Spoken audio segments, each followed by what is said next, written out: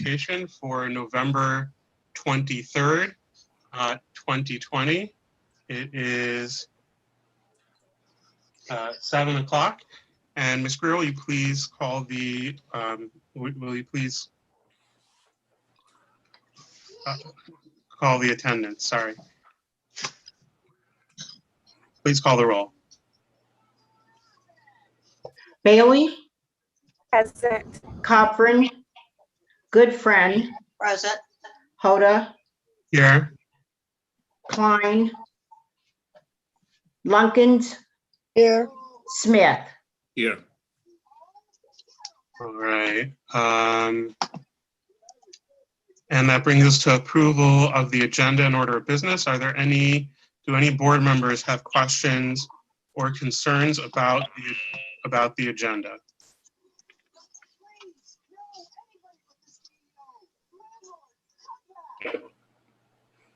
Okay. I don't see any. And so the agenda is approved if there's no objection. And we move on to the consent agenda, which includes approval of the minutes from our last meeting or from our November 9th meeting. And no, it's just approval of the minutes. So does anyone object to that being on the consent agenda? Any board members object to that being on the consent agenda? Seeing no objection, I will call for a voice vote on approval of the consent agenda. All in favor of approval of the consent agenda, say aye. Aye. Aye. Any opposed, say no. The consent agenda is approved unanimously. And we move on to reports. And I believe, Dr. Hitchcock, our first report is going to be the audit report. Is that right? No. I'm turning it over to Steve for to introduce our guests so they don't have to stay with us as long this evening. We're just changing the order a little bit because Jamie has multiple clients to go to tonight, so we're just going to accommodate her. Good evening, board members and administration. A face that you don't see as often, Doreen Asperlenki, who's in one of those squares on your box. Jamie will make who's partnered with Yo & Yo, who's our new CPA firm for the audit, will make her presentation, and I will. But I'd like to start out and tell you that, and if somebody's got a lot of background noise, if they can mute, that'd be really helpful. I'm not sure who that might be. Doreen goes above and beyond for this audit, and she hates people saying good things about her, but this audit was done a month earlier than last year. We pushed, and I pushed her, and I pushed her and her staff. And this was done in September, not the middle of October. So, and you'll see other things that have really come out of her department as we finish the presentation tonight. So I will thank her briefly up front and then tell her that, and tell all you that she is quite the rock star, not just from what she's doing, but all the work that comes out of her department. So I will now turn it over to Jamie Rivette, partner from Yo & Yo, who is the firm that started doing our audits this year, and I will drive her presentation. Jamie. Okay, thank you so much for the introduction. And I'm going to go ahead and get started. We're going to go over the highlights from the audit. So really just wanted to touch on what the audit is. And the audit is really management's responsibility for the preparation and fair presentation of the financial statements in accordance with the rules we have to follow, which are generally accepted accounting principles. And then the auditor's responsibility is to express opinions on those. So my team and I come in, we audit that information presented, and then we issue you an opinion. And you can see on this slide that the district was issued an unmodified opinion, which is the highest level of assurance offered. It's a clean opinion, and it means everything is materially stated correctly in those financial statements. So now we'll get into some of the numbers. And on the next two slides are the balance sheet, and we have them broken down into general fund, which is your main operating fund, the sinking fund, and then we have the third column, which is your non-major governmental funds. That includes your food service fund, as well as your 2016 refunding debt service fund. So to point out a couple of things for your general fund, you have total assets of a little over 24 million as of June 30th. That's really made up of cash with a receivable for the state aid for your July and August state aid of 7.8 million. And then moving on down, halfway down that page is your liabilities. And that was 5.3 million for your general fund, just about 200, a little over 200,000 for your sinking fund. And then those other two funds combined just over 109,000. Now the next page, on page 3 of the slides, we have then your fund balance and how these are required to be shown. A few years ago, there was a new GASB, which is kind of the rule setting board that we need to follow. And it was GASB 54, and it kind of told us what buckets we needed to put your fund balance in. So general fund does have some prepaid items that are non-spendable. And then we have some 5.2 million that's assigned, and the remaining is unassigned for your general fund. For your sinking fund, all of the fund balance is restricted for capital projects. And then the third column includes your food service as well as your debt service funds too. So you can see we do have those restrictions broken out here. Now we'll look at your revenue and expenditures for these same columns related to those funds. General fund, in the first column, we can see that your revenue exceeded your expenditures about 978,000. So we added to our fund balance this year. The same with the sinking fund. We did have our revenue exceeding our expenditures there of about 529,000. And then the other two funds combined in your non-major fund did add to the fund balance, and those two funds as well, a little over 721,000. I want to point out in the sinking fund, when you see a large fund balance, most of those projects were done after June 30th of 20. So the board approved at least $2 million of projects. That work was done over the summer and including the open parking lot, for example. So this is, everything comes out of there outside of the cafeteria renovation at the high school. So don't think that $3 million that's not accounted for. You've already allocated a big chunk of that. And there's another chunk of that that's set aside for the Lessinger renovation that you'll hear about in December. And I would say that's really common for districts too, because you want to do a lot of those projects when you don't have the students on campus too during that time. So that is a very common practice. Now this page is showing your original budget. So the first column is your original budget. That is what you adopted in June of 2019 for your 19-20 fiscal year. And I always say that's the best guess of all the information you knew at that time. So at that time, we thought that we were going to dip into our fund balance about 1.9 million. Then throughout the year, things change. We get some information from MDE. We find out maybe we got some additional grant dollars. So we make amendments throughout the year. And then that's the final budget column. So I say that's the best guess closest to June 30th. And we felt that we were going to dip into fund balance of closer to the 2.9 million. Now the third column, that's what really happened. And you can see we did actually add to our fund balance about 978,000. Now I like to add the percent accurate column off to the right, because to you and me, looking at the variance here from what our original budget to our final budget to our actual, it seems pretty significant, but we have to go back and really think about, we're dealing with a $55 million budget, okay? So those swings aren't as significant, and you can see you actually were 99% and 93% accurate. Which is really good. And especially with all of the unknowns, this year was such a unique year. I also sit on a school board in my hometown, so I understand all of the issues you were dealing with, trying to finalize that budget and just everything that was happening with the districts during June, especially. So I just want to say you did a really good job, the board, the finance department, of working together and coming up, with the budget really close to what your actual figures were. I'd like to point out, and I'm going to point out after this is over, our expenditures are much closer than 93% because you've got a large grant carryover that goes into the 2021 year. You don't recognize the revenue until the expenses are, and you'll see in a minute, expenses are spent. For example, some of the COVID monies, those computers came in July instead of June. Title I, some carryover. So you'll see in a minute what I'm talking about. I would focus on the total, which is 978,000 out of a budget of $55 million, which is pretty good. And you'll see it's the most accurate we've been in 10 years. Now I have a pie chart. Sometimes I think that it's a little bit easier to look at a picture instead of trying to follow some numbers across the page. So I do have a couple pie charts in here. And this is just showing the breakdown of where the general fund revenue is coming from. You can see the green section here is really the state aid dollars, which is almost 77% of your total general fund revenue. And then we have the blue section of your local dollars. So that is your property taxes, as well as some latchkey monies, admissions, rent, and local grants make up that 8.7%.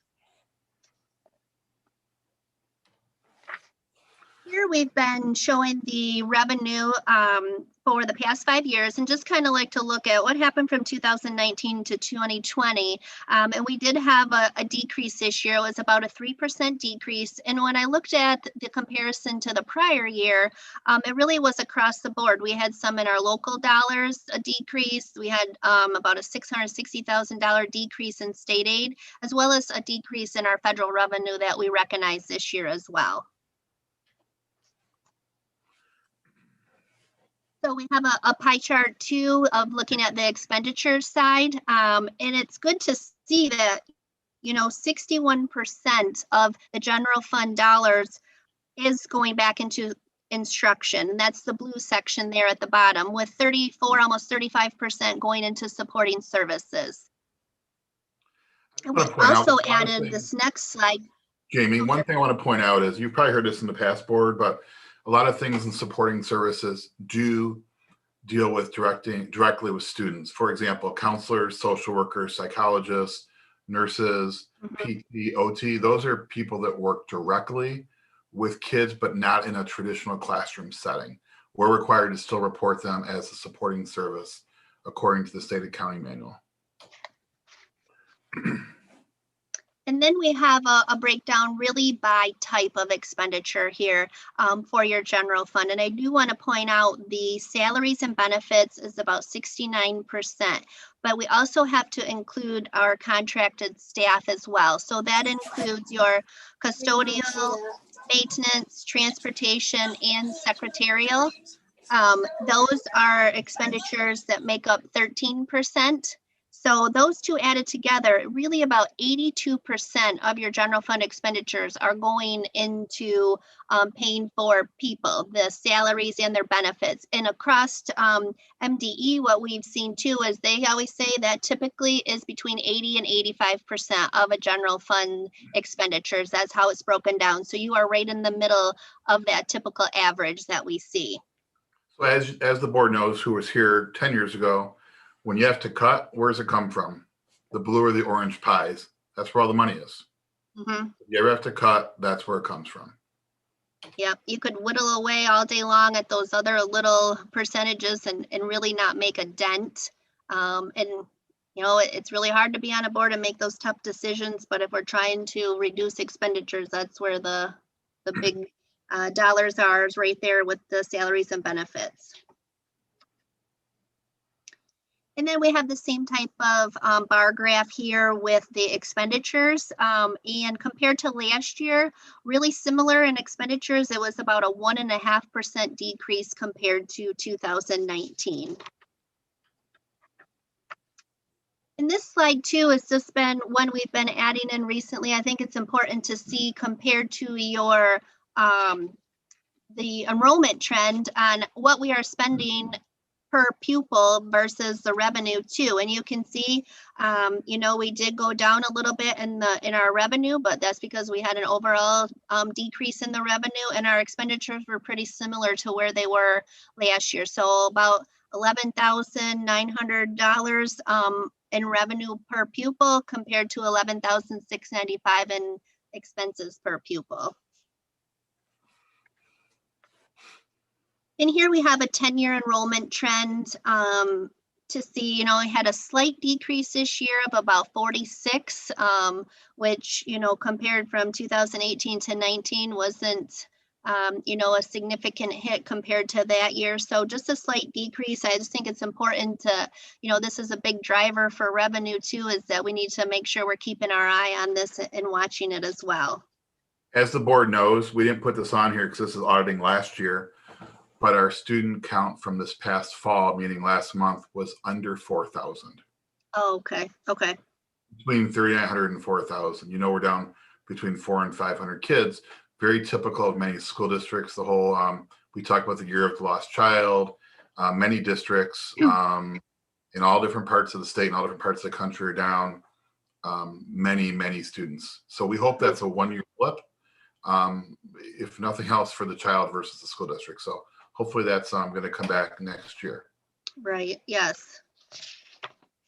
And then I just have 2 slides left. Just wanted to also point out that in the financial statement audit, we did not find any material weaknesses. We had one item we noted as a significant deficiency with a reconciling item, but that was already since cleared up when we were there for field work. So I'm happy to report on that. That has already been taken care of. And in addition to performing the financial statement audit, we also are required to gain an understanding of your internal controls. So we do walk through those key transaction cycles as well. And we focus on management override of controls and looking at adjusting entries, as well as this year we focused a lot on the COVID-19 considerations and where there could potentially be additional risks due to many of the finance department employees not working their normal hours and having reduced office hours as well.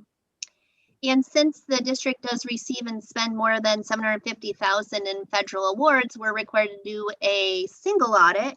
This year we tested 2 major programs, your child nutrition cluster, as well as the special education cluster. And in doing so, we covered about 46% of your total federal expenditures. And we did, both of those were issued unmodified opinions as well. And my last slide that I have really just points out there were 3 significant estimates in the financial statement. So we estimate the useful lives of your capital assets, as well as there are significant assumptions and expectations that go into your net pension liability and your net OPEB liability calculations and those related deferred inflows and outflows. And in the financial statements and in our governance letter, we do point out a couple of new GASBs that are coming up and that we will work closely with Steve and Doreen to make sure we have those implemented properly. Some fiduciary activities changes next year and some leases coming up the following year. And we just had one item in doing the audit. We're always looking for ways to help the district improve either their efficiencies or internal controls. And we did have one item, and I'm going to start by saying this is a common item that we found at a lot of our districts this year, just with everything that was happening with the pandemic and the flexibilities for the food distribution program, that we did add to the fund balance in the food service fund. So we just have that listed in there as a comment and recommendation to make sure that we're watching that. And we do know you have a spend down plan too for that, for some capital expenditures too going into the future. And I just wanted to close by thanking Steve and Doreen for all their hard work and efforts. We really tried to limit our time on site. Being the first year, I know, Doreen, there was a lot of questions, so I appreciate your time and patience with us. And I thought it went very smooth for a first year. And, we tried to get in and get out, and it really is a team effort. So I just wanted to let them know I appreciate all their hard work. Are there any questions that I could answer for you? Thank you, Jamie. So I'm going to go through each individual board member to see if anyone has questions. Sure. And I'll start with Trustee Lunkins. Did you have any questions for Jamie? Okay. Trustee Goodfriend?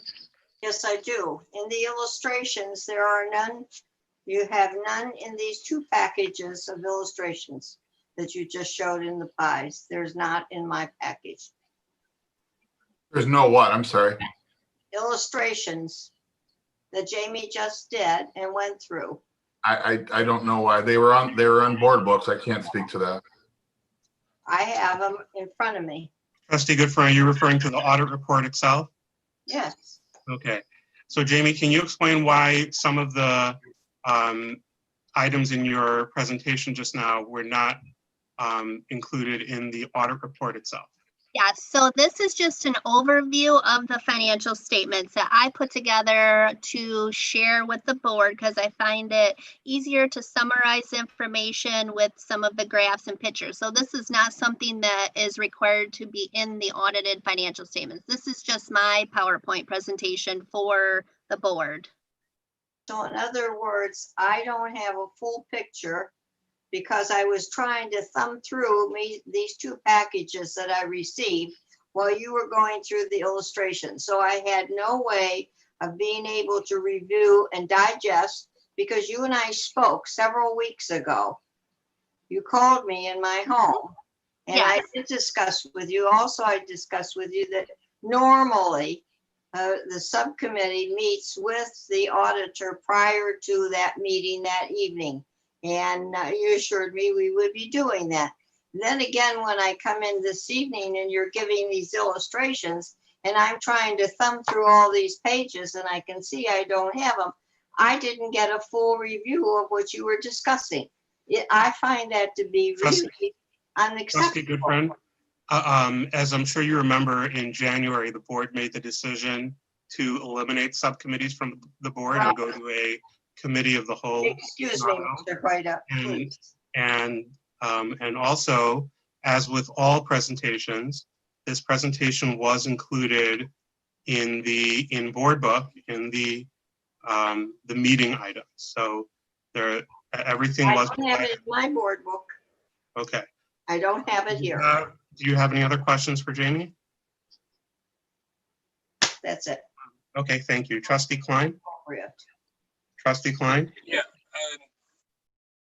Everything looks on the up and up, and like you said, this report got the highest rating.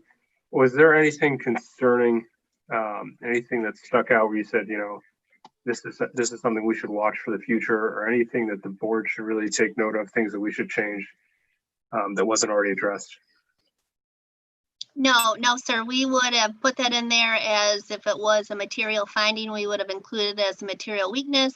And then on the back of the letter, I just had that one comment regarding the food service fund balance at the end of the year was our only comments and recommendations. Great. Trustee Corcoran? I'm sorry, Trustee Klein, did you have another question? No, that's it. Okay, thank you. Trustee Corcoran? Yes, I have one question. When this would be in regards to the material, like, you know, in the budget, we approve certain things to be purchased. In the audit, those old items, are they reflected in the audit? Like if they were put up for auction, sold, that kind of stuff? So I can speak to that. If we sold items during the year, then we would show those as a sale of fixed assets. If there was, let's say, a truck we sold some buses, I believe this school year, but anything that we have remaining, Ms. Corcoran, would show up in the footnotes as a fixed asset or a capital asset. But any transactions dealing with that are in with like capital assets as you're describing are in the footnotes, which in your audit report is on page 4-16 through 4-17. It's a summary of the activity. Thank you.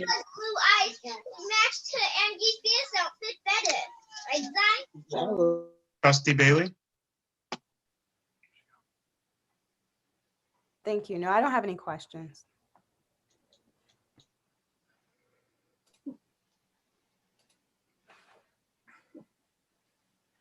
You're muted. Jamie, when you talked about looking at the programs and choosing a couple of programs to look at more intensively, how do you make that determination of which programs to look at? I know this year you looked at child nutrition and special ed, and other years they've looked at other programs. How do you make that decision of which programs to look at?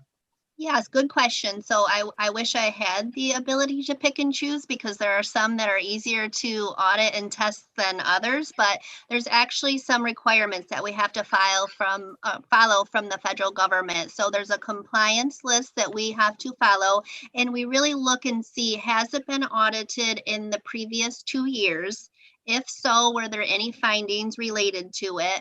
And then there's a threshold too that we look at. And it's the 750,000 threshold. So if it's over that dollar amount, it automatically makes it a type A program, which is one we would have to test versus what they call a type B. So there's a whole list we have to go through that is really a compliance requirement from the federal government that really dictates what we have to test. All right, thank you. You're welcome. Are there any other board member questions at this time? No, I think Mr. Hoyt, you skipped over. But I'm sorry, Mr. Smith. Go ahead. Yeah. Go ahead. That's all right. That's all right. Yeah, I just want to say, Doreen, good seeing you. Great job as usual. Jamie, thank you for you and your team, the presentation. Really appreciate you getting us the actual handouts and reports to our homes. So thank you for that. Great Yes, job. you're welcome. Good seeing you, Doreen. Mr. Hoyt, I wanted to spend just 2 minutes Yes. on a couple things, if I could. Go ahead, Steve. I want to, again, thank Doreen and all the staff in the business office, especially those that spent a lot of time in this audit, Andrea Farr in payroll, Janelle and LaShawn in accounting. You know, during a normal audit, it's not easy. During an audit with COVID, when people are all over the place, paperwork's all over the place, it's not easy. And I'm telling you, the 4 of them did it all. I might be the face, but that's it. They did it all. And Doreen's the leader of all this. And again, it was done a month earlier than the past. And I thank her for all the hours she put in and all her staff. And the audit staff from Yo and Yo, this is a transition. You know, Steve Barr comes in and says, let's look for a different auditor, or at least do a RFP to see. And, you know, they could say, why are you changing things? Well, you know, sometimes it's good to shake things up and get a different view, a different perspective. And they took it well, and Yo and Yo did a great job assisting us throughout this. I wanted to point out also, as you look at, this thing only works, one moment. As you look at our budget, one thing I've always said from the day I've started working in school finance is our budget has to be as tight as we can, because budgets can drive the decisions for doing programming for our students. And if any students could use some money for programming, it's our students. If you look at the historical budget versus actual in the previous 9 years, it was $1.5 to $3.6 million. Not include, okay, that's how much was left in the budget. Meaning the budget had too much, I will just say, fat in it. We didn't spend our budgets. Now, why don't we spend our budgets? Because we have a big staff turnover. Staff turnover and turnover and turnover. So you can budget a number, but when staff keep turning over and you're replacing with a sub, you just can't, it's impossible. So we have a great HR hiring process now. And I will tell you, the budgeting process that we put in place throughout the year, and it's continuing, and the amount of hours that were put in, especially by Doreen, shows a budget underage of under $1 million, and that will get better next year, even better. Lastly, I want to show you our salaries and benefits. Out of 20 some odd $1 million was 86, salaries and benefits were $87,000 off budget.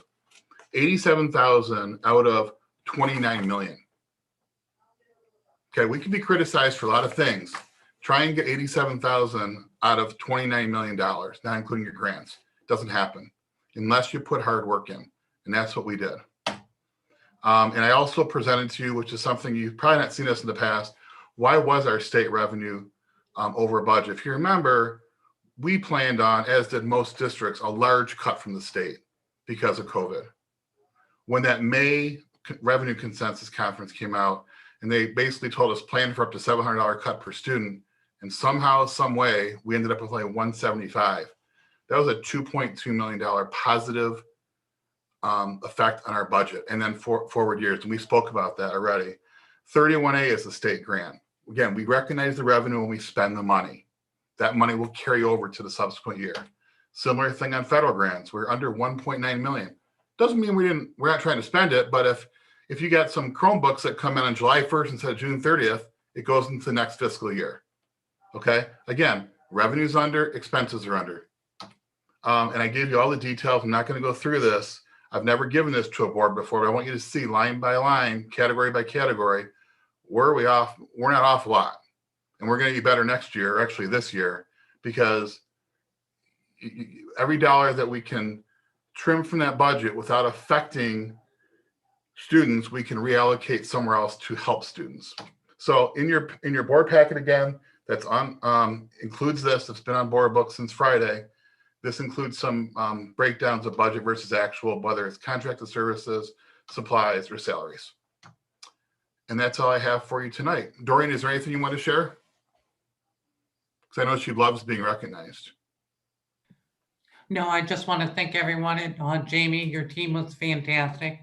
And thank you for your support and allowing me to keep weaving my magic, I guess, with the finance department. Steve, you're a slave driver, but we did it. So I'm, that's all. Thank you. Thank you, Doreen. Thank you. Good job. Good job. And I want to say something that I noticed as well. And I know, and Doreen, you can correct me if I'm wrong, but I think another thing that this audit speaks to, and especially the budgeting issues, is something that Trustee Goodfriend has been very vocal about in our district for a long time, which is, I don't know if we've done as much in past years during the year to update the budget as we went through the year. And so when we look at those budget versus actual, because that process wasn't in place in the past, I think that explains a lot of why there was some discrepancy. Whereas this year, even before Steve came in, Dr. Hitchcock, you really encouraged the board with our consultant to put in place some much better processes, budget processes, and other business processes, so that we can do that work during the year to make sure those numbers stay up to date. So I think we're seeing, it's really remarkable to see that pay off just after 1 year. And I still remember, Doreen, I guess it would be a year and a half ago when you first presented this budget to us and told us you're looking at a $2 million, we're going to be dipping into our balance, our fund balance, $2 million. And that was a scary number to see. And it's really interesting to see that now that we look at the final audited result, not only didn't we have to dip in $2 million, but we were able to add almost $1 million into our fund balance this past year. So that really speaks to some of those processes. Bring Mr. Hoyt up. It did attribute to that, though, was our staffing. Because of the staffing, I mean, we did a really good job working that to make sure, but with our staffing being so transient, it did save the district a little bit, but we're working to stop that. We will have a budget amendment coming to the board in the first couple of months of 2021. We know our student enrollment now. Once we get our contract settled, hopefully in the very near future, as you saw, that drives a large part of our budget. Then we'll bring that to you in early 21. Okay, thank you. Do any board members have comments at this time or questions? Any questions for Steve about his presentation? All right, I don't see any. So thank you, Jamie. Thank you, Steve, and thank you, Doreen. And we will go back to the superintendent's report. Dr. Hitchcock? Yes, I also wanted to thank you, Jamie and Doreen, for all of your hard work, and everybody in the business and finance office. You guys work tirelessly, and we truly appreciate all of your support and hard work. I can't imagine sifting over those numbers in that way. I'm a letters kind of girl, so I highly value people who can work with numbers at that level, and we just really appreciate your support and dedication to keep us on the right track. So thank you. Thank you for being here, and thank you for your work.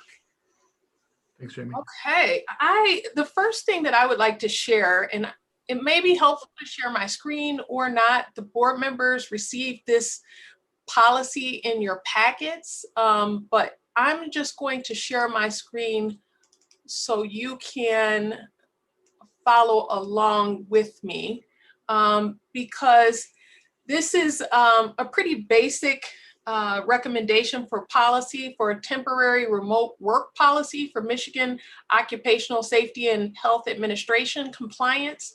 And the employer shall create a policy prohibiting in-person work for employees to the extent that their work activities can feasibly be completed remotely. So this particular policy is important and relevant for school districts throughout the country. Ours, we have continued to stay in a remote, 100% remote fashion, with a limited number of staff members coming into the building at their choice. However, since we started to see the surge in COVID-19 cases, we have limited the number of employees coming into the building, even on an optional basis for teachers who wanted to teach from their classrooms, just in an effort to support the mitigation strategies with keeping people at home to the extent that they can. If we were to return to in-person instruction, this policy indicates that the people that are listed or the positions that are listed would need to return in person. Now, personally, this policy indicates that we would need to do that, but what is important to note is I think if we are in a situation where we're encouraging our staff and our students to return to school, it would only be right for all of the people listed on this list to return to school. So that would be something that we would do anyway. Skipping over to C, if the district is providing only online instruction, this is where we are now, the superintendent or designee may determine which employee groups can feasibly work remotely to effectively and efficiently perform their job duties and responsibilities. So we have worked consistently hard to try to keep everyone out of our buildings and out of the office, but there are some staff members that need to come in for a variety of reasons. Even those staff members that are coming in are doing so on a limited basis and not regularly coming into the building. So they are limiting their time in the buildings. This next portion talks about if we wanted to ask these individuals, PE teachers, shop, music, band, art, preschool, Great Start Readiness, to come in to consider coming in instead of working remotely, that we could do that. However, we are not planning to do that because we are currently 100% virtual. So there is no need for our elective courses and preschool teachers to come into the building at this time. And if you recall, that was the approved plan of the board for this second card marking. Now, there are some exceptions made for if we do return in person and we are asking people to come in. Some people may have disabilities that require accommodations, and we would have to get information from a medical practitioner to ensure that that information was credible and reliable. But that is not necessary again at this time as we are fully remote. That this plan is limited and is set to expire on April 14th. So unless these guidelines, these emergency rule guidelines are extended beyond April 14th of 2021, they will expire at that time, and then we can make a determination, a recommendation from the central office team to the board in terms of in-person versus remote work if necessary. Okay, so I'm going to stop sharing my screen. Any questions about that policy? It was recommended to us that the board have a first read So you have this document, you received this document in your packet, kind of recommended it today, and then you would vote on this policy at the next board meeting. If you have any questions now or any come up before the next meeting, please don't hesitate to let me know.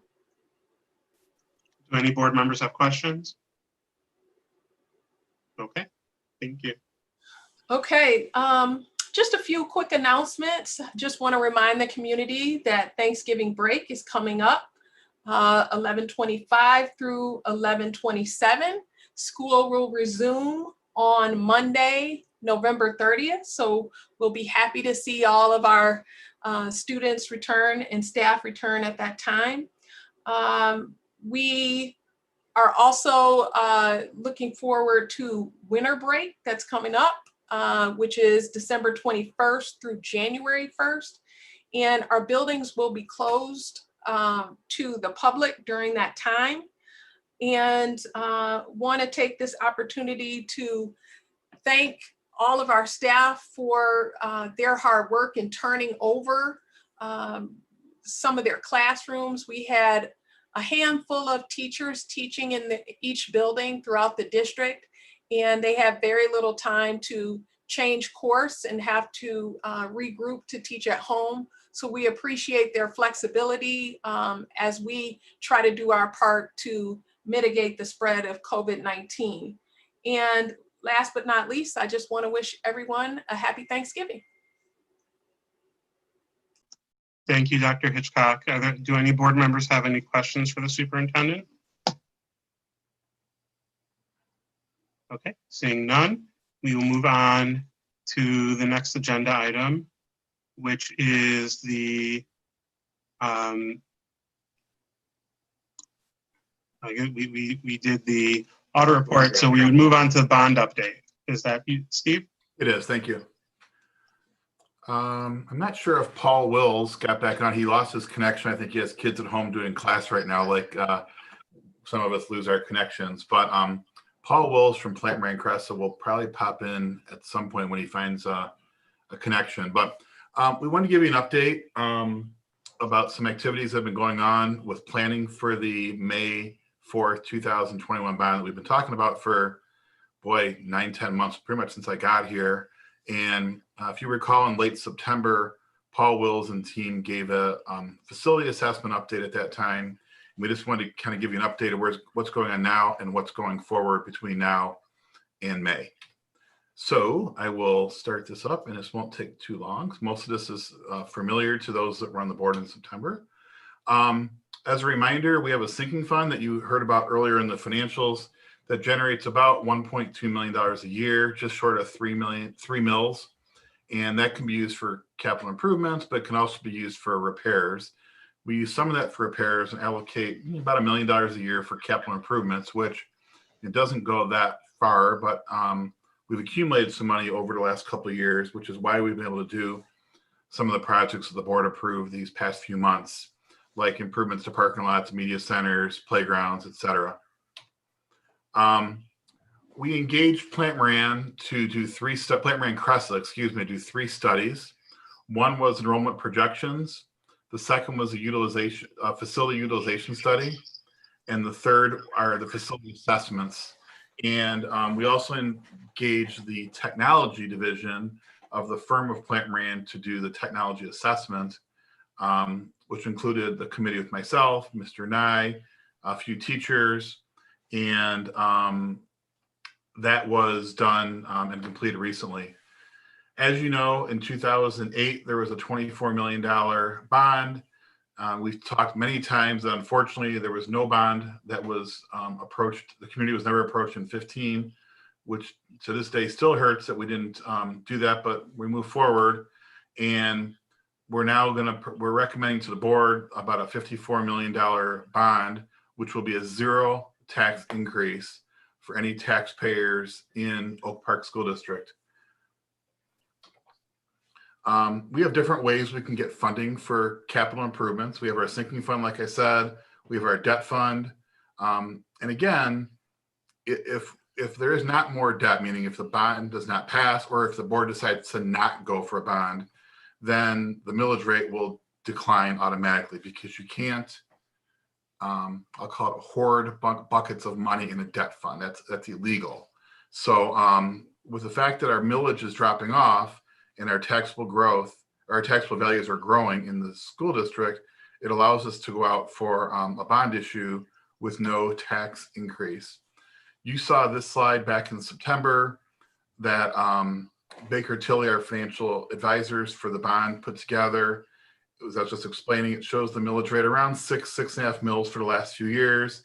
And if nothing happens, it goes down this next summer to 2.4. If this $54.5 million or so is approved, it would stay at 5.98 mils. So that's why they call it a no increase bond issue. We talked about that.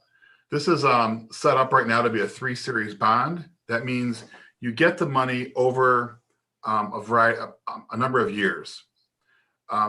You're going to spread it out between 2021, then we'll get some in 23, get some in 25 for that $54 million. And again, the interest rates, almost like you hear about mortgage rates being low, our equivalent to a mortgage rate is extremely low now. So it's another good reason to be going at this time. So what's happened, and you can see all the completed ones. We've done the enrollment projections with Paul, who I think is now online. I think there he is. Everybody. They did the strategic planning, or the strategic capital plan, which is the facility assessment. We met with principals. We've met with the board in September. We've done financial modeling with our financial advisor. The next, we're going to be working on draft ballot language and confirming an election date. And 2 weeks from today, which is the reason we're also discussing this today, is myself, Paul Wills, Jamie Hitchcock, our architect, and a few others will be, in this case, on a Zoom call with the Department of Treasury to go through what's called the preliminary qualification application process. Treasury has to approve our application before it can go to the board the week later for you to approve the preliminary qualification application. That's what's used to basically put the proposal on the ballot. Late January, you will get a resolution to ask you to adopt in late January, because then about 2 weeks later, we have to get it to the city clerk to place on the ballot. And then obviously for the following 3+ months, we inform the community, educate the community and all the constituents of the ballot language and what's been going on and why this is needed. So that is all we had, was just an update of where we're at. And again, we're meeting with Treasury in 2 weeks. 3 weeks from today, we'll bring you a qualifying application for your approval on the 14th. Paul, do you have anything you want to share from Plant Moran Cressa?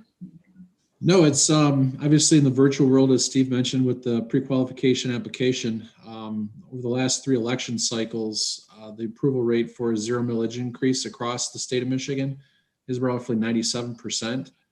So I think a lot of people in the community are looking at ways of, how can districts address some of their mechanical needs, electrical needs, technology needs relative to where we're at. And so again, as we heard in the previous audit, the district does have a sinking fund, but it's just not enough to really address the critical needs over the 800,000 square feet of space that the district has. So we're very pleased with the progress that the administration and the board has kind of provided over the last several months to get prepared to meet with the Department of Treasury. We feel really good about having a good meeting with them coming up here on December 7th.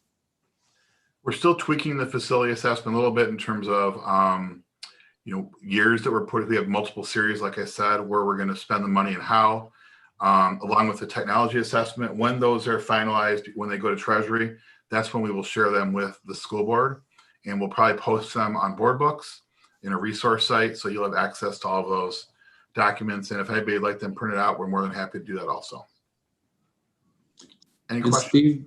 Steve, this is where I thank you and Steve Burnett for your time as well, as you're trying to deal with other things going through of managing a school district. But again, just thanks for your time for really helping us put together the bond application. So, welcome.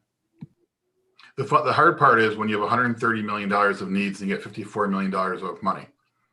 That's where you have to sit here and go, you know, and we were dealing with a lot of infrastructure like electrical, plumbing, mechanical, and the stuff that's real exciting, but we're going to do some other things in here with flooring and lighting and many other things that you'll see that we've spoken about over the past few months. Thank you. Any questions? I'm happy to address them. All right, I'll go through the board members individually. Trustee Corcoran, do you have any questions? No, I don't. I'm going to wait for next year. There you go. Trustee Klein? No, we've heard about the bond issue and discussed it before. I think we're good. Okay, Trustee Lunkins? Trustee Lunkins, you have to unmute yourself.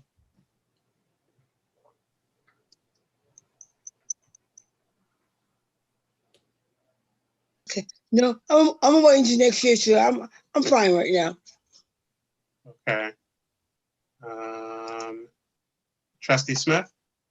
Yeah, just looking forward to getting that on the ballot for next year. So good job. Thank you. Okay. Trustee Goodfriend? Yes, I want to thank Steve for this program and what we've accomplished so far. I do agree with you. It should have been done in 2015, but for whatever reason, we just didn't get it done. And the other part is what plans, if Plant Moran, if you've done most of the work for Plant Moran and all with the bonding, do we have to use our attorneys, the bonding attorneys, for the wording and all?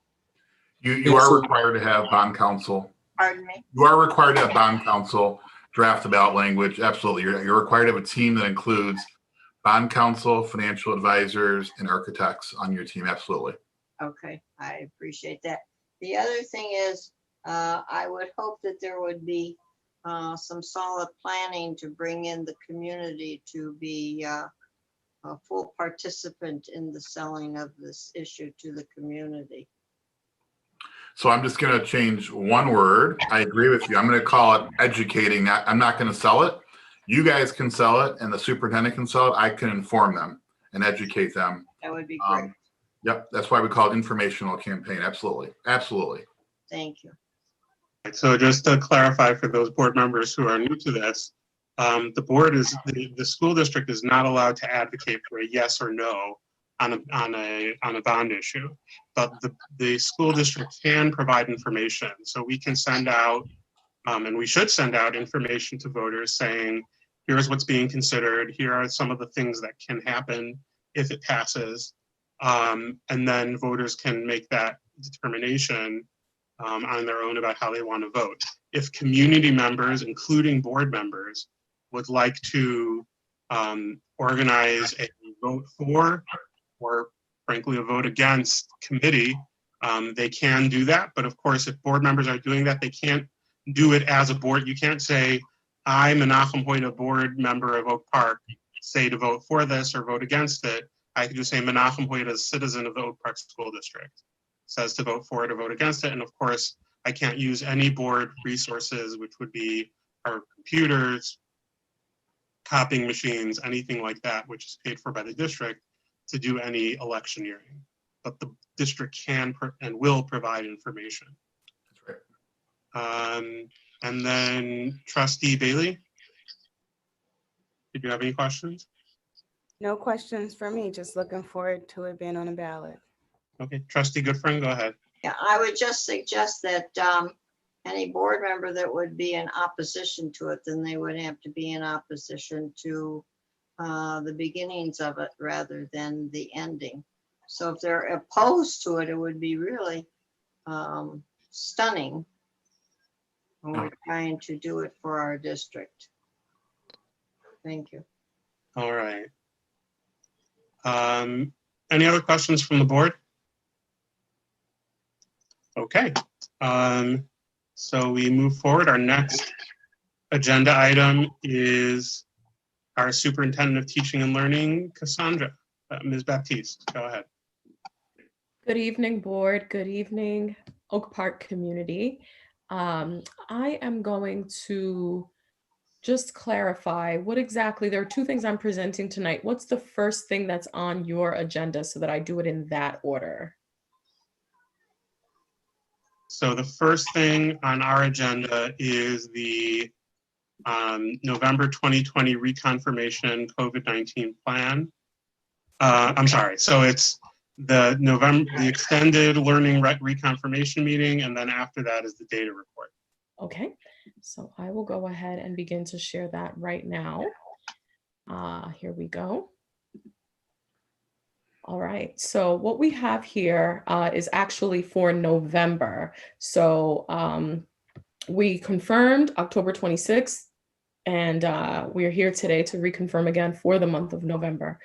And it was proposed to the board originally on October 19th. And so we are going to plan on our phased reentry beginning January 19th, 2021. That's the plan as of now. It wasn't changed from our last reconfirmation meeting.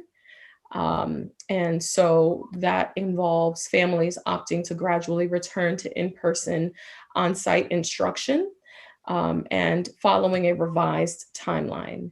And learning hubs will be established from pre-kindergarten to grade 12 with priority for the most vulnerable populations. And the key features are that we're phasing in smaller groups to in-person learning. And of course, considering the cases and considering the numbers, considering the context, the environment of where we're in now with the way the numbers are going up, we will have the opportunity to also reconfirm in December. You know, things change. So this is the reconfirmation as it stands that we would be returning in January.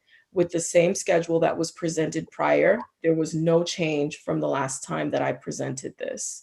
But to follow state legislature, we do have to present this and offer public comment from families and also present to you two-way communication data. So there really isn't a change from the last reconfirmation meeting to this one.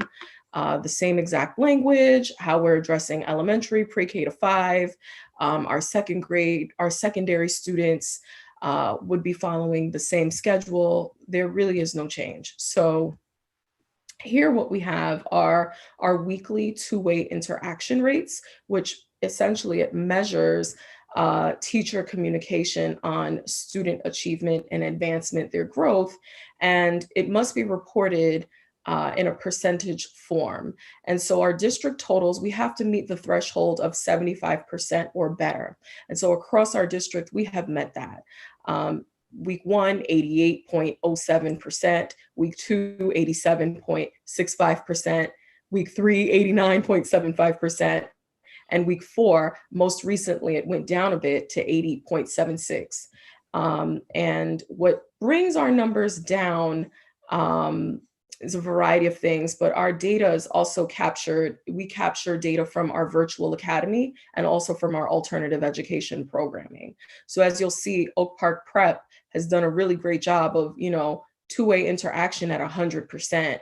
But as we scroll down to some of our other programs that have more challenges, it's more difficult to reach out to students and make that connection. The numbers are a bit lower. And as a result, our overall numbers are not at that 90%. But as long as we meet 75%, we are fine. At this point, we offer the public comment from parents and or guardians on this plan. And I will stop sharing my screen. I will offer for the board president to engage with the community, and I will take notes on what is said. All right, so once again, this is not our usual public comment. That will come a little bit later. This is specifically for parents and or guardians of students to provide public comment about the plan for virtual learning and return to school. So at this time, if there are any parents and or guardians that would like to provide comment, please use the raise your hand feature in the Zoom platform, and I will call on you and you can unmute yourself and provide your comment. And a reminder that it will be one-way communication. So we will be happy to take your comment and consider it, but the board will not be responding to, it will not be a two-way communication. We won't be answering questions or responding to anything said in the public comment directly. So are there any parents and or guardians that would like to provide input at this time?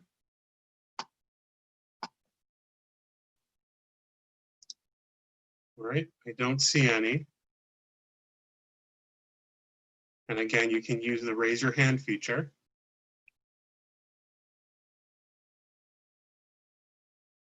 All right, I don't see any comment, Ms. Baptiste. Mr. Holder, Yes, Trustee Corcoran. the chat, you said you were looking for comments. It's disabled. The chat is disabled, but people can raise their hand using either in the participants tab, they can raise their hand, or using the reactions tab, or they can turn on their camera and raise their hand. But the chat itself has been disabled. Yes. Yeah, I heard you say comment, so I'm sorry. Correct. So we're looking for people to provide comments to us, not through the chat feature, but by raising their hand, and then I can call on them, they can unmute themselves and provide comments. Okay. All right. I'm going to proceed with the next board presentation, which is, and let me share the screen as well. Just one moment. There we go. I'd like for it to be in presentation mode. Okay, there we go. So we have the Oak Park Public Schools. This is a teaching and learning report. It's the school grades, which is offered by the Michigan Accountability System. And so the purpose of this presentation is for us to understand and review past history of Oak Park Schools grades, and also to understand next steps in monitoring and student achievement. And just to give some history and some context, this is fairly recent. This was in 2018, Public Act 601 was signed into law, and it created a statewide accountability system. We also have a federal accountability system, and all data can be found on Parent Dashboard for School Transparency, and it distills this performance of schools into it distills this information of schools into simple letter grades. So in regards to how the data is presented, it's a variety of rankings. So we have student proficiency. It's ranked from a letter A grade all the way to a letter F. Single letter grades are based on combined math and ELA performance. Student growth, so meaning year to date, year to year, how much growth the student made in their learning and in their achievement according to grade level standards, are also A through F. These scores don't include grade 3, as we have read by grade 3 laws, and there is a certain metric to measure that.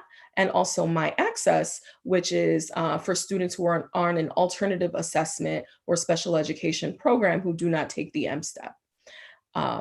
We have the graduation rate, which is also at an A through F ranking.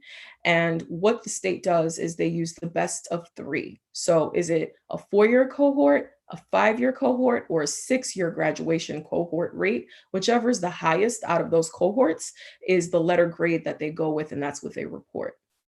And then we have benchmarking or performance amongst peers. And so what they do there is they mark student proficiency compared to other similar schools, school districts, school communities like Oak Park. English language learner, the progress on that, it's based on English language proficiency on the WIDA assessment. But please note that although we do have an ELL population in Oak Park schools, there aren't enough in each building to produce a grade. You need at least 30 EL students in your school building in order to produce a grade. And so since we don't have that within our population, it's not reported. We also, the state reports student subgroup performance. And so students with disabilities, ELL students, students according to race, according to gender, and it's compared with corresponding statewide student subgroup proficiency. So whereas the performance is according to similar schools, subgroup performance is measured against the state. And then assessment participation, it's pretty much the number of students that participate by actually taking the exams. And finally, attendance. We are given a grade on our attendance, and we focus on the rate of chronically absent students. So the rate, but not actually those who are consistently chronically absent. It gives you a rate number. And there are no summative or overall grades. So all of these are individualized. We really want to take note for the alternative education campuses. PA 601 excludes some schools from receiving letter grades and ranking labels. And so our center programs, strict discipline academies, adjudicated youth programming, and any other schools serving a specialized student population or alternative schools. And as such,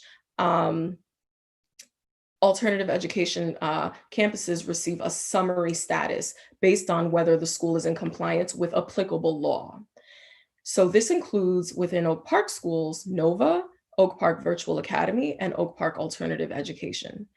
And please note that Oak Park Virtual Academy and Oak Park Alternative were mistakenly given grades in the 2018-2019 cycle, but it was fixed for the 2019-2020 school grades and beyond. So that was something that was corrected at the state level. And so the main celebration for our 2018-2019 school grade report, and mind you, this was from 2 years ago or just about the end of last year, is that the majority of our students participated and actually took the assessment. They did not opt out. So that was the highest point. There are many opportunities for growth. We do have needs in improving student proficiency, our overall student growth, and our peer comparisons, how we compare to other schools, school districts like Oak Park. And you'll see on the next slide, what we have here are our 2018-2019 school grades. And as you'll see from Einstein, all 3 elementary schools and the high school and middle school have received a letter grade of D. And we have to report this to the public.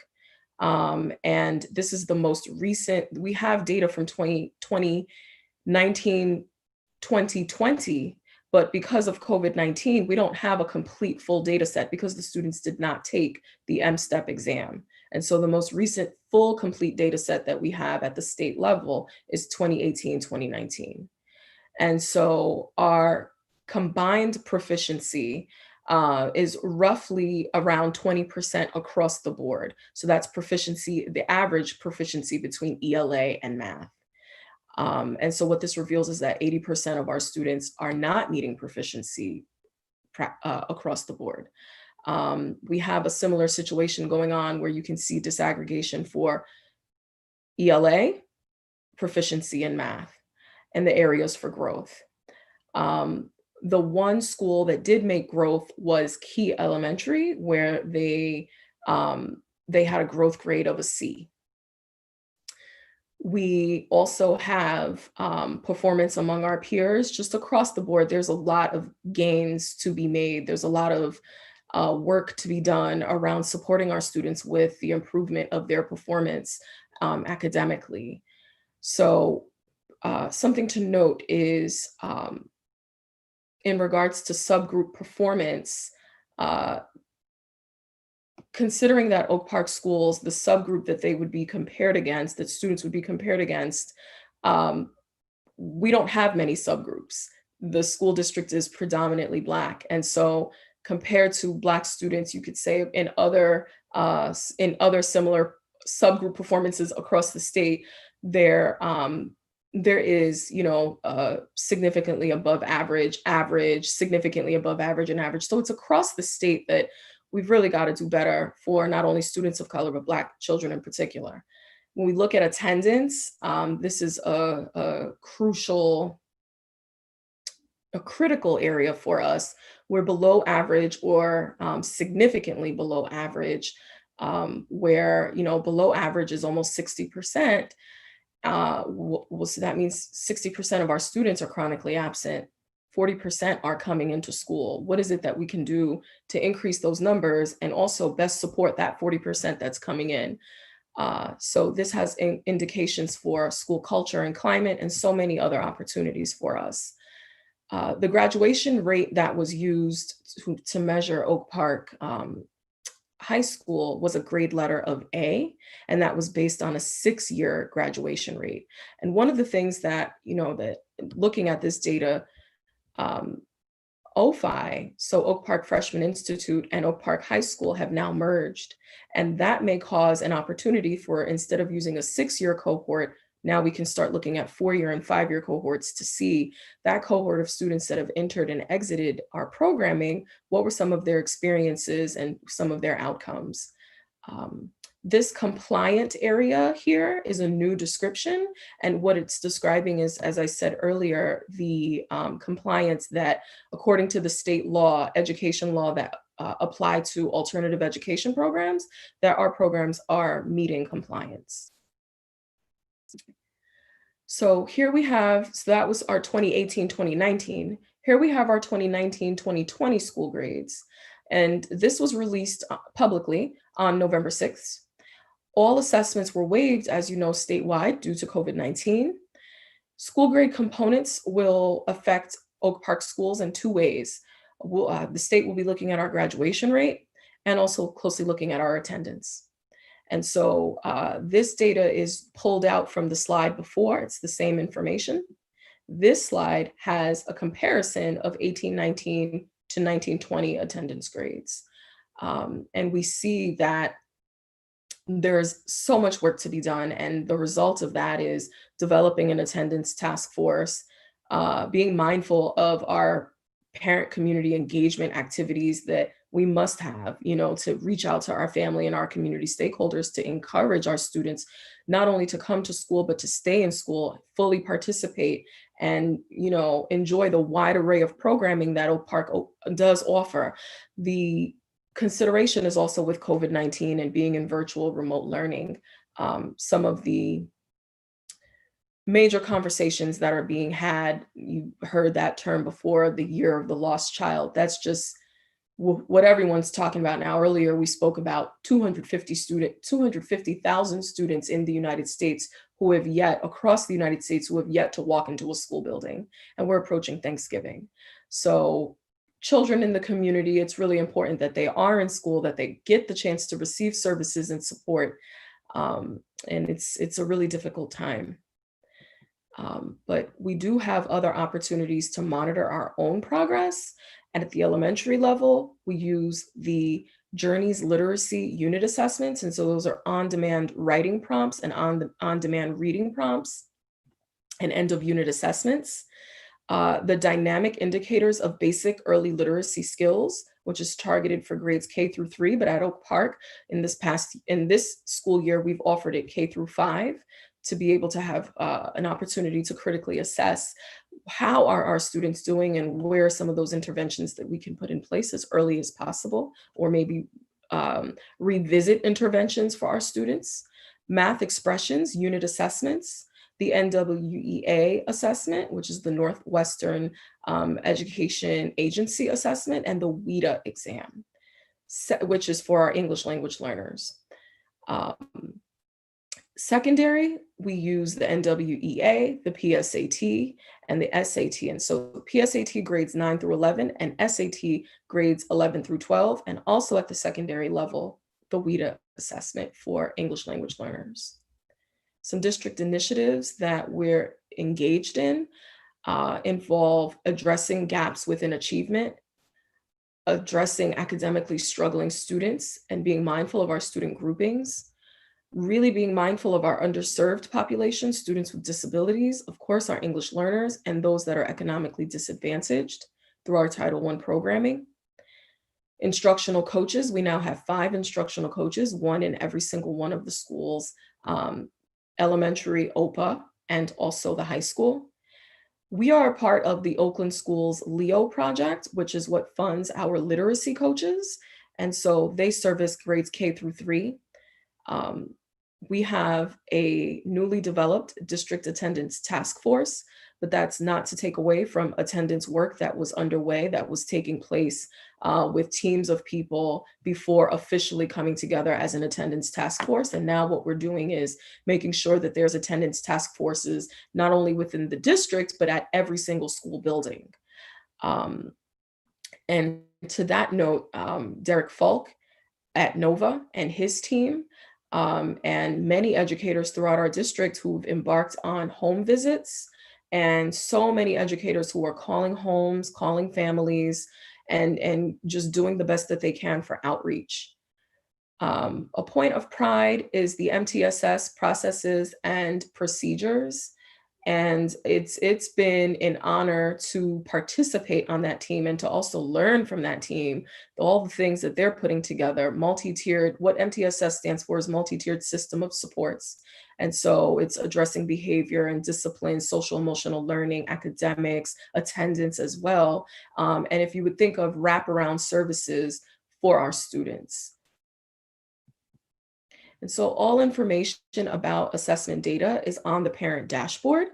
And this is the website. It's myschooldata.org/parent and then hyphenated landing page. And there you'll find all information about Oak Park. And then I just want to say thank you. And that is all for this data presentation at this time. Thank you. Thank you, Ms. Baptiste. I will call on individual board members to see if anyone has questions or comments, and I'll start with Trustee Goodfriend. Ms. Batista, in regards to the information that you've just provided to us, is this information coming to us from the virtual education that we're involved with now or prior to that? This information is prior to that. It does have 1920.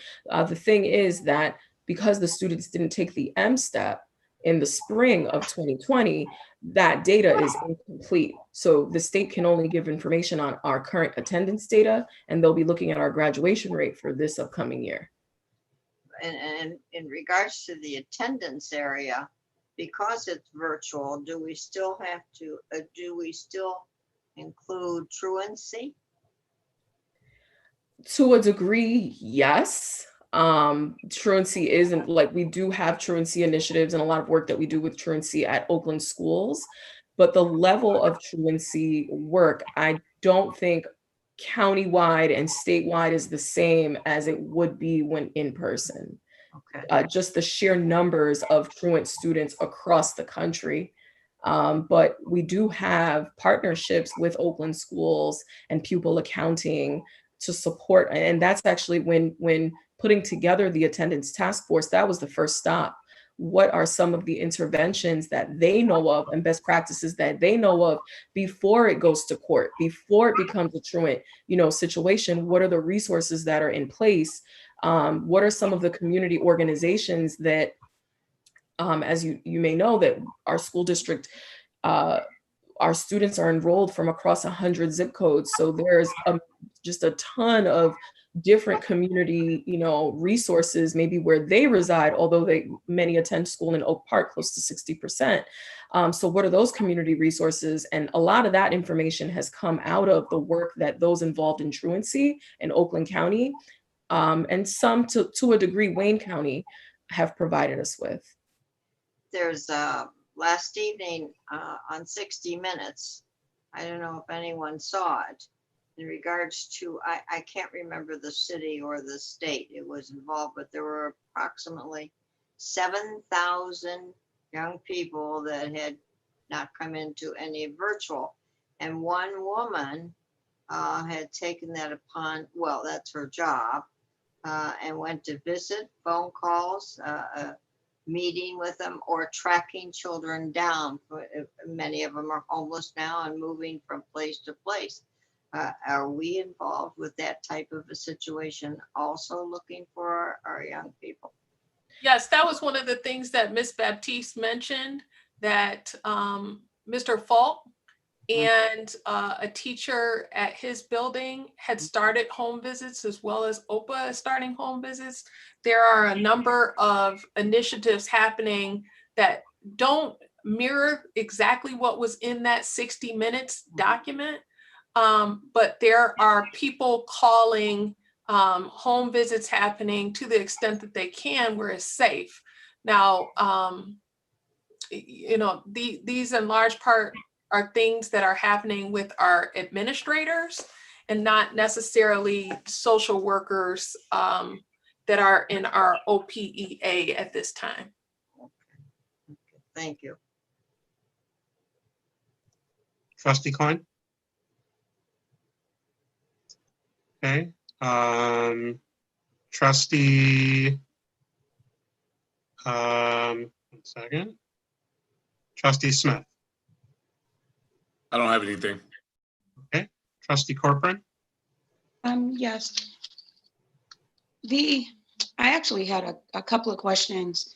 One is I was thinking in regard to the data that was just shown that, you know, what it's going to look like for, you know, next year because of the COVID. And I know that we're having difficulties keeping up, you know, with our virtual students in regards to, you know, seeing where they are and, you know, creating a task force to go and try to see if we can find, you know, the students, because that actually was going to go into my next question.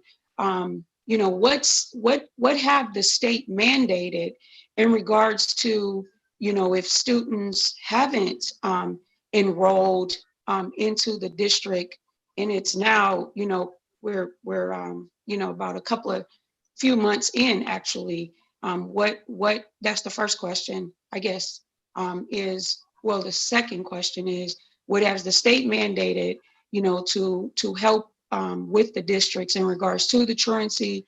And then the third thing that I wanted to say is, what results have we gotten with, I don't know when the task force started, but as of right now, what results have we gotten in regards to connecting with the students? So I'll say that in regards to the state mandate, I'm not aware of any state mandate that has changed about truancy.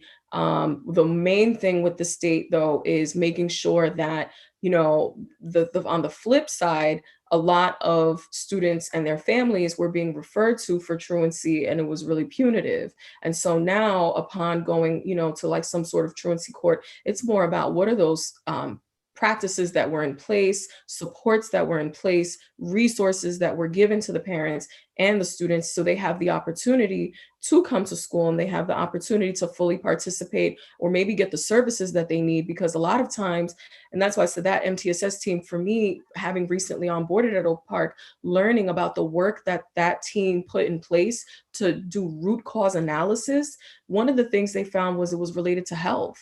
You know, that a lot of students reported not feeling healthy, not feeling well.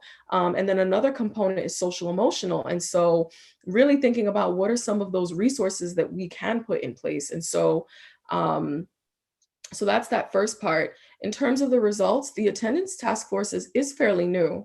It's something that just got underway. And what we're doing is doing self-assessments and putting that information together to come up with strategies and making sure it's aligned to our strategic plan. One thing that I really wanted to make sure of was that it wasn't just a task force that just sat in the district. I really wanted it to be something where at least one member is a part of the multi-tiered system, serves on that. Every single school building principal serves on that. There are counselors, there are social workers, they serve on that, classroom teachers, paraprofessionals, and also administrative assistants. Because in my previous district, when we had an attendance task force at the school base, the people who were running the reports were also the people who were instrumental, you know, in getting the reports to people in the right time. And a lot of times if parents had questions, it's the administrative assistant or the school secretary that just has, you know, their ear to what's happening and may have some connections to the community. So I was really in the hopes that even though it's a short amount of time, this team, I'm really proud of how they came together and what they're doing next. So there is involvement in how are we going to plan COVID and all for home visits, what kind of parental engagement activities are we going to do, what kind of workshops are we going to be doing, what kind of collaboration will we do with multi-tiered support systems. And how are we going to be looking at attendance data? Because the thing with attendance data is that it's powerful data, but it's even more powerful when you cross-reference it with how a student is doing social emotionally, how they're doing academically, and even how they're doing year to year, the progress that they're making. What were some of the changes? You know, how do you celebrate them? Because that also shifts your school culture, you know, that you come to school and you're celebrated. Not that you come to school and it's like, oh, it's a reward, but we're so happy to see you. You're welcome. You're here to learn. And we're here to do that with you. We're learning together. Come on in, you know, and their families too. So I have a good feeling about the attendance task force. And on that note, I always just like to thank folks, and that attendance task force, when y'all hear this, thank you. Yeah, thank you. Because I was, you know, I sit and think about, you know, the social emotional skills that the students are going to go through when they come back, you know, and because we have to configure all of that in one, because, you know, it's our students, and we definitely don't want to, you know, make them feel like, oh, we haven't seen you, so you can't come back, or, you know, oh no, you're welcome, you know, you're welcome. And we're glad we got in contact, because I do know that, you know, it can go either way, but because, you know, we have that task force, now now my thoughts are a lot different now. Thank you, Ms. Batiste. Thank you for that. And it also has me thinking of what programming do we offer? You know, like a swim club, a chess club, you know, fencing, or an academic club, literacy circles. Like what programs do we offer to also get the kids, not only get them here, keep them here, keep them safe and learning. Exactly. So thanks for that. You're welcome. Trustee Lunkins? I don't really have a question, I just have a little comment. Is that I appreciate all of the help that you've given us on the attendance, because that is a major problem within schools. And I commend you on that. Good job. Thank you. Trustee Bailey? I don't have any questions, but I do want to say that the presentation was great. Thank you, Ms. Baptiste. Thank you. So I want to follow up on a couple of things, Ms. Baptiste, that you said. One, I want to go back to the term truancy, and I know we use that term. It's a term we've used for a long time. And I think it's worth it for all of us. And I know this is something that you and Dr. Hitchcock and the board have really supported this transition in the last few years of moving away from punitive interventions and moving towards some more supportive interventions. And I think when we use the word truancy has this connotation that about someone doing something wrong, the truant officer showing up at the house and threatening parents with all kinds of, you know, punitive measures if they don't send their child to school. I think what we've learned is that it is really about those supports. And I'm so excited that those are the things we're doing to look at what are the reasons why these students aren't coming into the building and how can we support them in that process. And I want to just commend that shift and encourage us all to keep that in mind in the language we use as far as using the word truant versus the word absent, because of the connotation that comes along with it. The other thing I wanted to follow up on, and it's something I do worry about as we, you know, hopefully, you know, in the 2022 year, we'll be back to doing school in person the way we're used to doing it. And I wonder what the effect is going to be on those students who haven't been in a school building in a long time, to get used to getting up, getting on that bus or getting in the car or walking to school and being in the classroom, and how that's going to impact our attendance. And I wonder if, especially as we've developed so many more tools this year for virtual learning, if we should look at if there are students who are better served through a virtual platform and they want to maintain that, later on, or some type of hybrid model. I wonder if that's something we should offer both as support and also to accurately capture their attendance. So even if they're not in the Pepper building, the Einstein building, the Key building, the high school building, the Oka building, but they are learning, whether it's because mom or dad's car is broken down or someone's not feeling well and they can't take them to school, our efforts are about maintaining learning over the school year.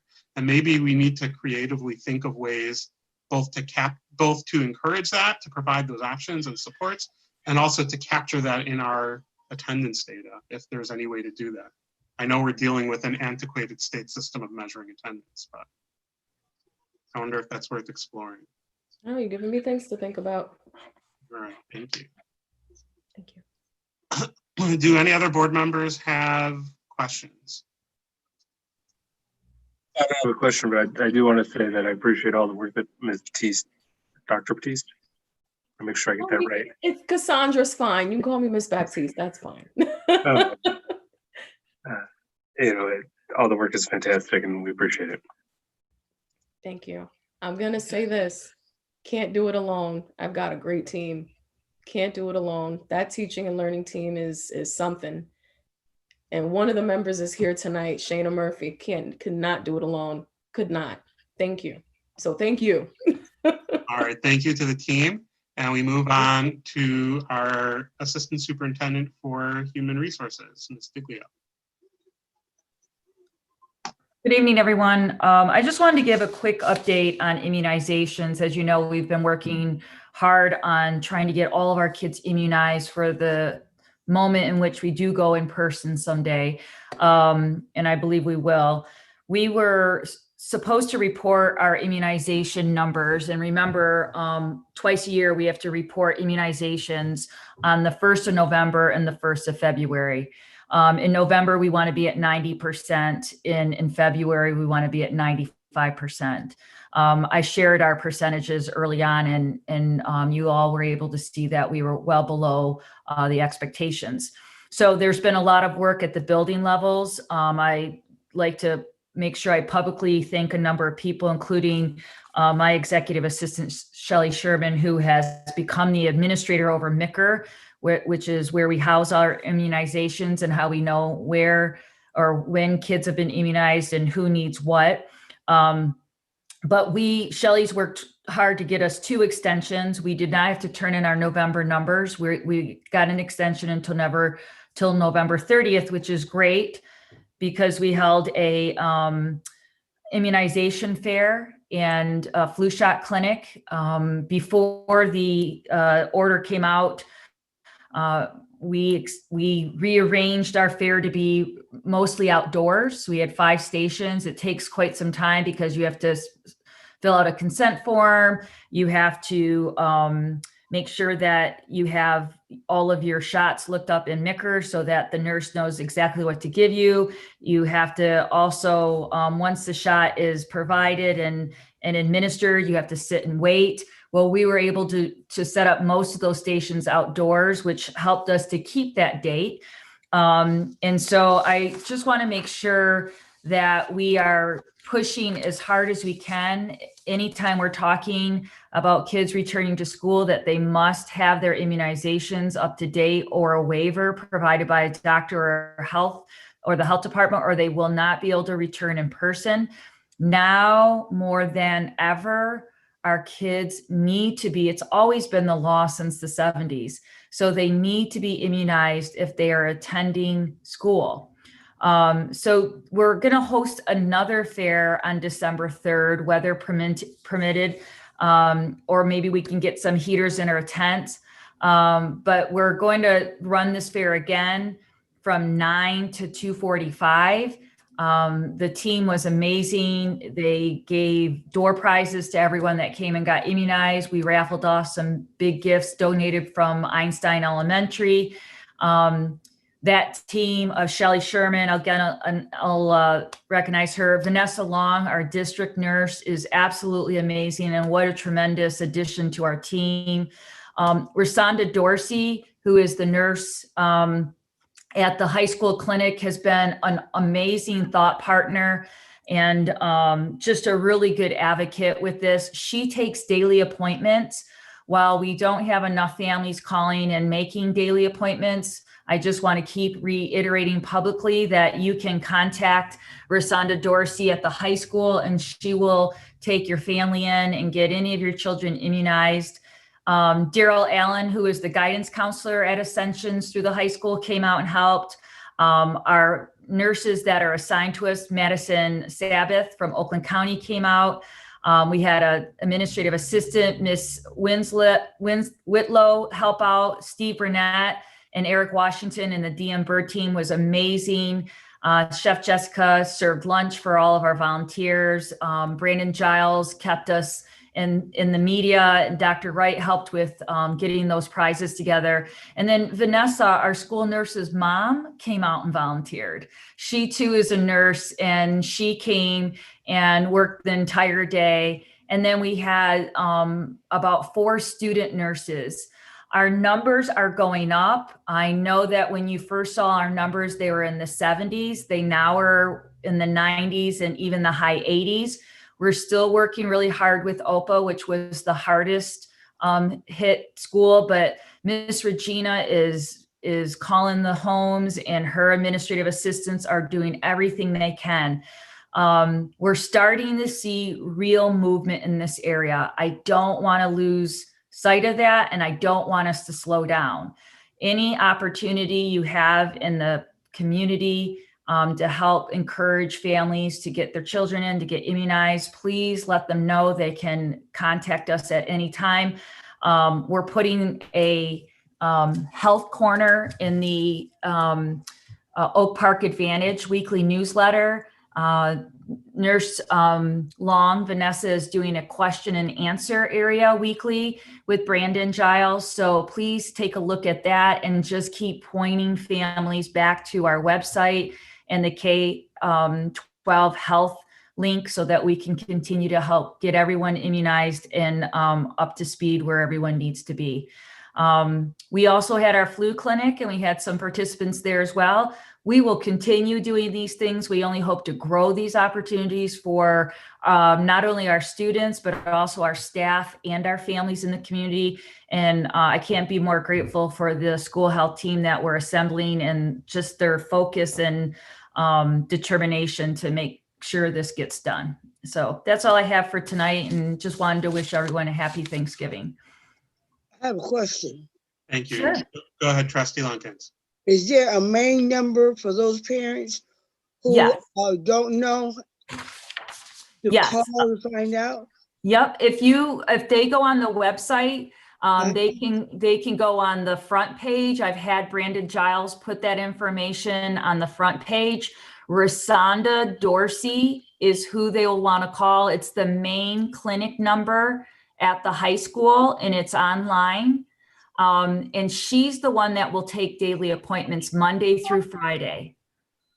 But it does have to be by appointment, Ms. Lunkins, because she has to make sure she has the right vaccines ordered and in-house before they come. Now, is there an age group? Nope, she'll take K through 12, any age in the district. Okay. All right, great question. Thank you. Thank you. Have we used our marquee that's at Oak Park High School? You know what? I don't think we have, but I love that idea, Miss Goodfriend. Well, it's certainly visual from Yeah, any car that's walking, and I would think, I mean, it's very attractive, but it would be really very useful to be able to have that out there. I'll email Brandon and see what we can do. Thanks for the suggestion. Are there any board members who have questions? All right. Thank you, Ms. Diglio. Sure. Secretary Lunkins, would you like to read public participation, please? Gotta make sure I'm not on. Okay.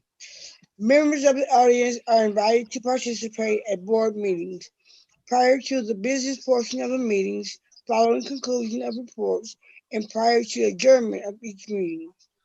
You will be recognized by the board president and asked to give your name and address before making your comments. Please present a concise statement of your concerns.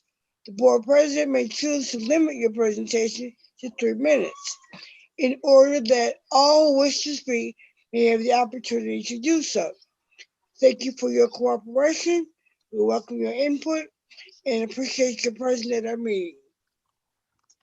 All right, thank you, Secretary Lunkins. If there are any members of the public who would like to make comments at this time, please indicate that by raising your hand in the Zoom feature or turning on your camera and raising your hand, and I will be happy to call on you. And you can provide your comments.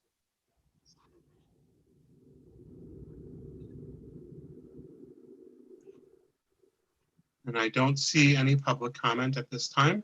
So we'll move on to our action items. Trustee Smith, would you like to read the action item, please? Yes, I will. Thank you.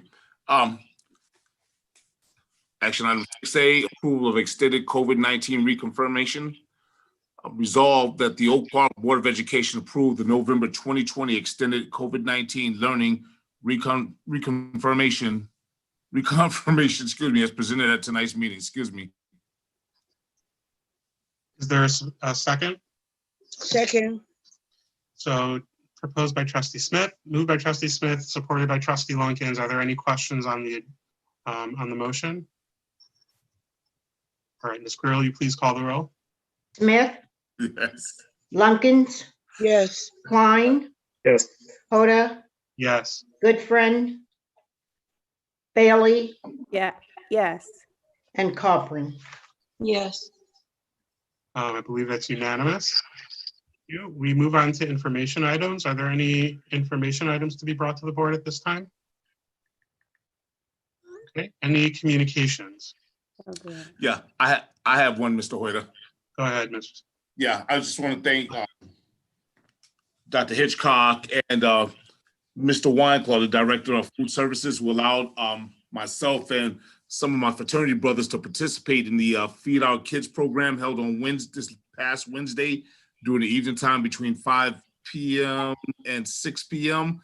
It definitely was it was a rewarding experience, and just seeing that the team for the food services were really anxious and to assist and provide food for those families. So it was a rewarding experience. I just want to say thank you again, Dr. Hitchcock, for the opportunity.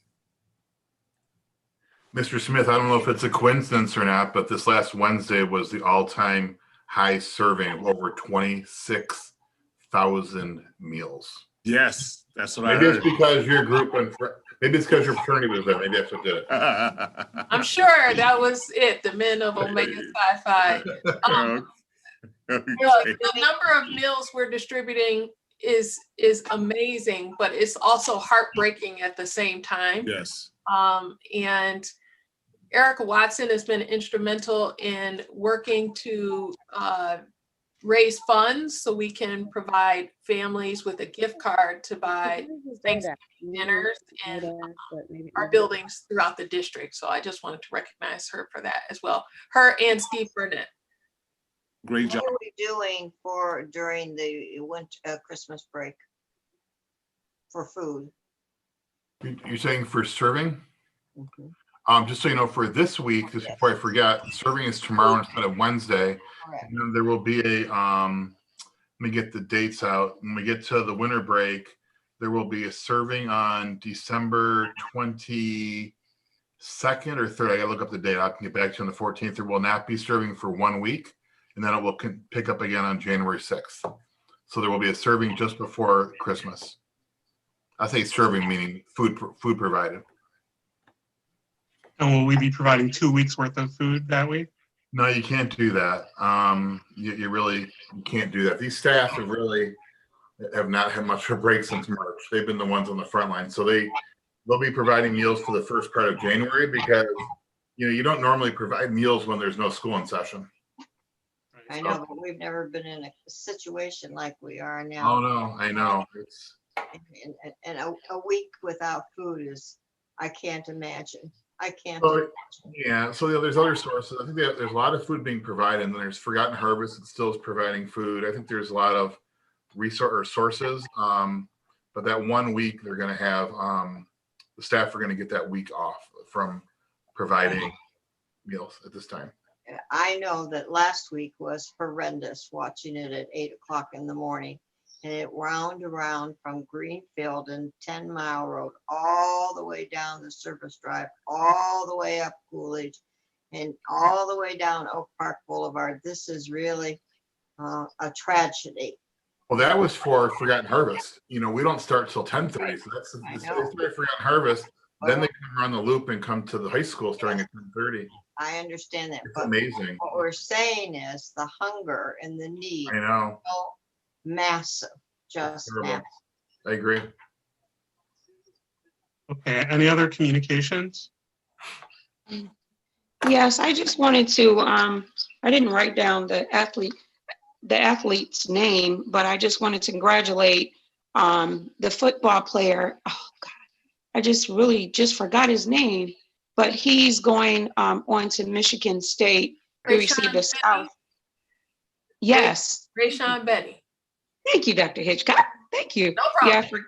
Yeah, yes, I forgot, but I wanted to just make sure that he didn't go unnoticed with his great athleticism and his great athletic ability. And that's it. Yeah, that's it. Thank you. Any other communications? I'm sorry. Happy Thanksgiving, everyone. All right. Addenda from the administration.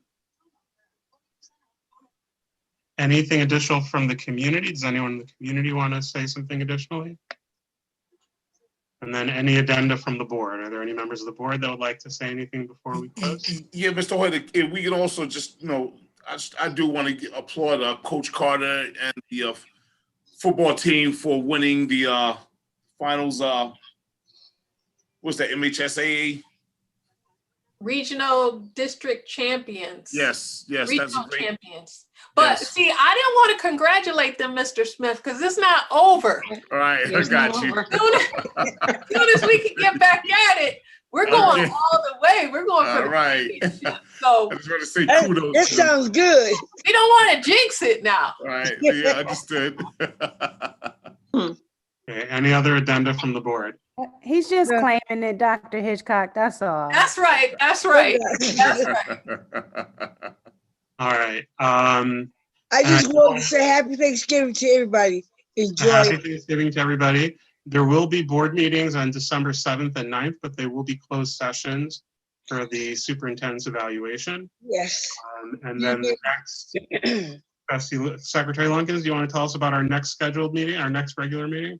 Our next regular meeting would be, give me 1 second.